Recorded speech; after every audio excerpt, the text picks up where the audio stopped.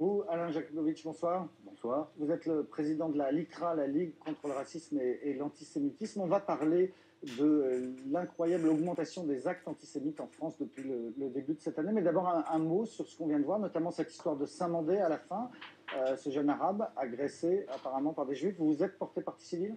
Oui, on s'est porté partie civile parce que c'est le rôle de la LICRA. La LICRA est évidemment contre tous les racismes, et évidemment contre l'antisémitisme. On sera évidemment à côté toujours de la victime de racisme à partir du moment où la circonstance aggravante du racisme est reconnue par la justice. Mais deux mots tout de même sur ce reportage. C'est atterrant.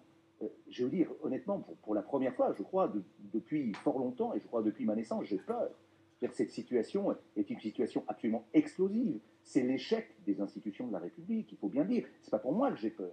J'ai peur pour la République. Ce déchaînement de haine, de violence, comment sommes-nous arrivés là? Et je veux dire, ma réaction première lorsque je vois ça, c'est j'ai envie de leur parler. À tous. Notamment aux activistes sur Internet qui, depuis Israël, menacent... Mais bien sûr, je veux dire qu'ils se trompent. Ils se trompent dans les moyens d'action. Nous devons faire confiance aux institutions de la République. Et évidemment, les institutions doivent donner confiance à l'ensemble de nos concitoyens. Et malheureusement, aujourd'hui, c'est là que nous sommes en échec.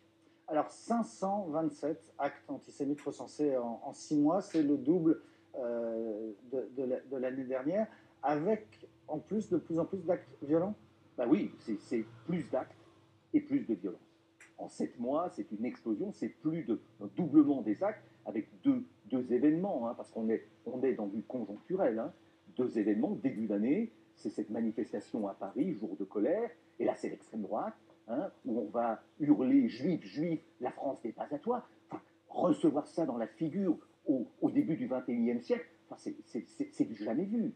Et puis ensuite, on arrive au mois de juillet, avec ces événements internationaux qui sont importés sur le territoire national, les manifestations pro-Gaza, qui sont légitimes dans une république. Je veux dire qu'on a le droit de soutenir le peuple palestinien ou l'État d'Israël. Mais ce à quoi nous avons assisté, enfin, c'est absolument surréaliste. À nouveau, mort aux Juifs. Et là, c'est l'extrême gauche. Alors, 527 actes antisémites recensés en 6 mois. Est-ce qu'on recense de la même façon les actes islamophobes? Bah, évidemment. Enfin, évidemment. Et là, on est sur une tendance d'augmentation aussi de 41%. Si vous m'amenez sur le terrain du racisme en France aujourd'hui, je vous dirais, et ça ne vous surprendra pas, que la première communauté visée, c'est la communauté rome. Aujourd'hui, les Roms font quasiment l'unanimité contre eux. C'est absolument terrifiant, avec du rejet primaire, du racisme primaire. Et évidemment, les actes anti-musulmans sont légion. Aujourd'hui, les premières victimes, pour moi, de l'islamisme radical, ce sont les musulmans. Et notamment les musulmans de France, qui effectivement, dans leur immense majorité, n'aspirent qu'à être des citoyens comme vous et moi, et ils sont des citoyens comme vous. Et quand vous dites aujourd'hui, particulièrement aujourd'hui, on a ce guide français qui a été égorgé hier en Algérie. On peut craindre demain une stigmatisation des musulmans, une multiplication des actes contre eux? Évidemment, c'était cette réaction, et je crois que, vous savez, on sent bouger les choses. Aujourd'hui, les instances représentatives de la communauté musulmane, dans sa diversité, et Dieu sait, pardon de ce terme qui n'est pas très laïque, qu'ils sont nombreuses, les composantes, ensemble, dénoncent ce que n'est pas l'islam. On avance ensemble.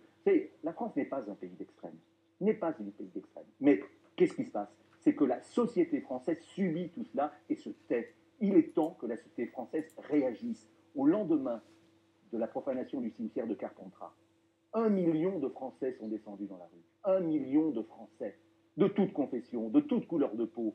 Et aujourd'hui, on n'a plus ça. Aujourd'hui, on n'a plus ça. Aujourd'hui, les gens restent ces jeux, se tairent. Et c'est ça l'effet du communautarisme, et c'est l'image que l'on renvoie. Que les Français, finalement, ne sont pas concernés. Ils sont victimes indirectes de ce qui se passe. Non, ils sont victimes directes. Chacun de vos téléspectateurs qui aujourd'hui nous écoutent et nous regardent est concerné par ce qui se passe. Et c'est un coup de gueule de la France dans son ensemble dont on a besoin. Merci Alain Jakubowicz, président de la LICRA. On va maintenant